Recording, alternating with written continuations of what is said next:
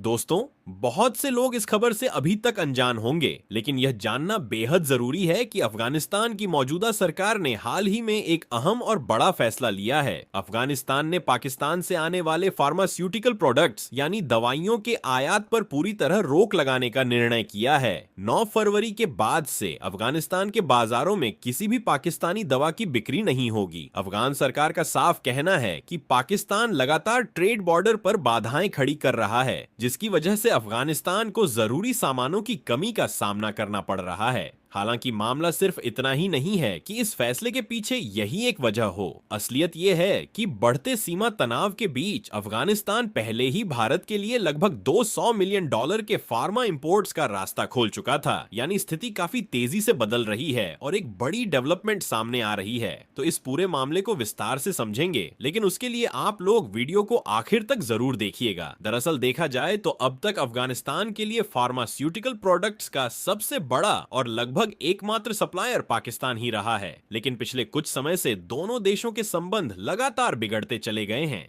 अब अफगानिस्तान दवाइयों जैसी जरूरी जरूरतों के लिए पाकिस्तान पर निर्भर रहना नहीं चाहता। हाल ही में जब दोनों देशों के बीच सीमा पर तनाव बढ़ा, तब पाकिस्तान ने दवाइयों सहित कई जरूरी वस्तुओं की आपूर्ति रोक दी, जिसका सीधा असर अफगानिस्तान की आम जनता पर पड़ा। इसी दौरान एक और महत्वपूर्ण घटनाक्रम देखने को मिला। कुछ दिन पहले अफगानिस्तान का एक प्रतिनिधिमंडल भारत आया था और इस दौरे के दौरान भारत के सामने फार्मास्यूटिकल आयात का प्रस्ताव रखा गया। इसके बाद भारत ने तुरंत कदम उठाते हुए अफगानिस्तान को दवाइयों का निर्यात बढ़ाना शुरू कर दिया। यानी जिस कमी से अफगान जनता जूझ रही थी, उसे पूरा करने की कोशिश भारत की ओर से की गई। लेकिन कहानी यहीं खत्म नहीं होती। भारत के साथ साथ अफगानिस्तान ने बांग्लादेश की फार्मा कंपनियों के साथ भी समझौता कर लिया है। इसका मतलब साफ है कि अब अफगानिस्तान के दवा बाजार में बांग्लादेश की भी एंट्री हो चुकी है। रिपोर्ट्स के मुताबिक पाकिस्तानी दवाओं पर प्रतिबंध लगने के बाद लगभग $200 मिलियन का बाजार खुल गया है। अब सवाल यह उठता है कि क्या इस मौके पर बांग्लादेश भारत को कड़ी टक्कर दे पाएगा, क्योंकि अफगानिस्तान के इस बड़े बाजार में भारत और बांग्लादेश दोनों ने उसी समय कदम रखा है जब वहां दवाइयों की मांग काफी ज्यादा है।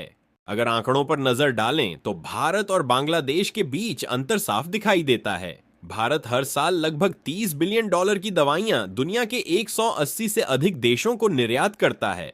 इनमें अमेरिका और यूरोप जैसे विकसित देश भी शामिल हैं, क्योंकि वे भारत से सस्ती और भरोसेमंद जेनेरिक दवाएं खरीदते हैं। इससे यह साफ जाहिर होता है कि भारत की फार्मा इंडस्ट्री का पैमाना भी बड़ा है और उस पर भरोसा भी मजबूत है। अब अगर नजर दूसरी तरफ घुमाएं तो तस्वीर बांग्लादेश की फार्मा इंडस्ट्री की भी सामने आती है, जिसका आकार भारत की तुलना में काफी छोटा माना जाता है। बांग्लादेश हर साल करीब $3 बिलियन की दवाइयों का निर्यात करता है। दिलचस्प बात यह है कि वहां बनने वाली ज्यादातर दवाइयों के लिए इस्तेमाल होने वाला कच्चा माल भारत से ही आयात किया जाता है। यानी उत्पादन की बुनियाद के स्तर पर भी बांग्लादेश काफी हद तक भारत पर निर्भर है। यही वजह है कि लागत के मामले में वह भारत को सीधे तौर पर चुनौती देने की स्थिति में नजर नहीं आता। अब अगर भौगोलिक दूरी और परिवहन खर्च की बात की जाए तो यहां भी भारत को स्पष्ट बढ़त मिलती है।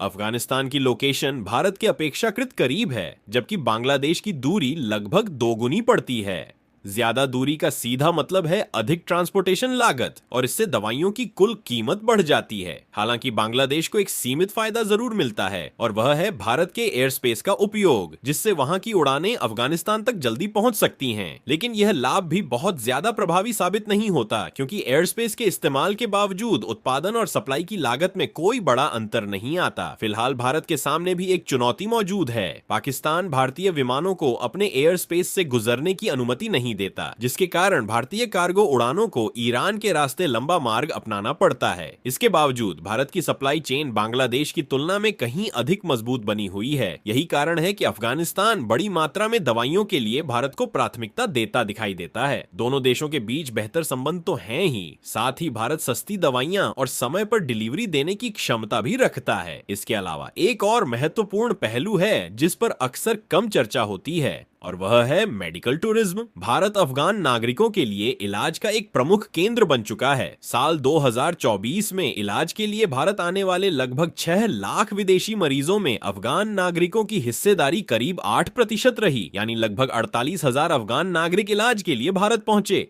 यह आंकड़े ब्यूरो ऑफ इमिग्रेशन और मिनिस्ट्री ऑफ टूरिज्म की India tourism data compendium 2024 report में सामने आए हैं। इससे यह साफ संकेत मिलता है कि केवल दवा व्यापार ही नहीं बल्कि हेल्थ केयर और भरोसे के स्तर पर भी भारत अफगानिस्तान के लिए एक प्रमुख विकल्प बन चुका है। इसी वजह से मौजूदा हालात में अफगानिस्तान की पहली पसंद भारत बना हुआ है। वहीं बांग्लादेश के साथ किया गया समझौता अधिकतर एक बैकअप रणनीति के तौर पर देखा जा रहा है, क्योंकि अफगानिस्तान भलीभांति समझता है कि पाकिस्तान के साथ तनाव कभी भी बढ़ सकता है और ऐसी स्थिति में सप्लाई चेन बाधित होने का खतरा बना रहता है। इसलिए वह चाहता है कि जरूरत पड़ने पर उसके पास एक वैकल्पिक स्रोत हमेशा उपलब्ध रहे। अब जरा उस बड़े खतरे की बात करते हैं जिसकी वजह से अफगानिस्तान किसी भी तरह का जोखिम उठाना नहीं चाहता। मौजूदा वैश्विक हालात में अमेरिका और ईरान के बीच तनाव लगातार बढ़ता हुआ दिखाई दे रहा है। अगर आने वाले समय में इन दोनों देशों के बीच कोई बड़ा टकराव या सैन्य स्थिति बनती है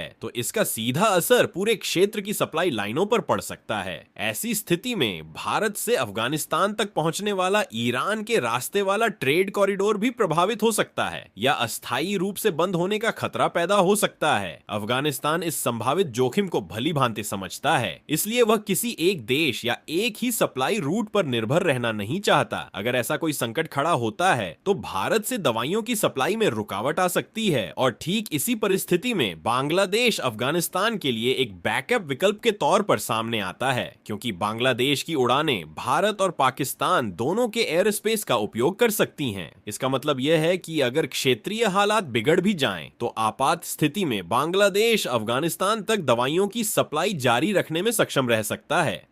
यही रणनीतिक सोच अफगानिस्तान को मल्टी सोर्स सप्लाई मॉडल अपनाने के लिए प्रेरित कर रही है, ताकि किसी एक रूट या एक देश पर निर्भरता कम की जा सके। लेकिन अगर आदर्श परिस्थितियों की बात करें तो वास्तविकता यही है कि फार्मास्यूटिकल सेक्टर में बांग्लादेश भारत को अफगानिस्तान के बाजार में सीधी चुनौती देने की स्थिति में फिलहाल नजर नहीं आता। खुद बांग्लादेश की कुछ मीडिया रिपोर्ट्स में यह सामने आया है कि वहां दवाइयों की सप्लाई चेन को स्थिर बनाए रखना आसान नहीं है।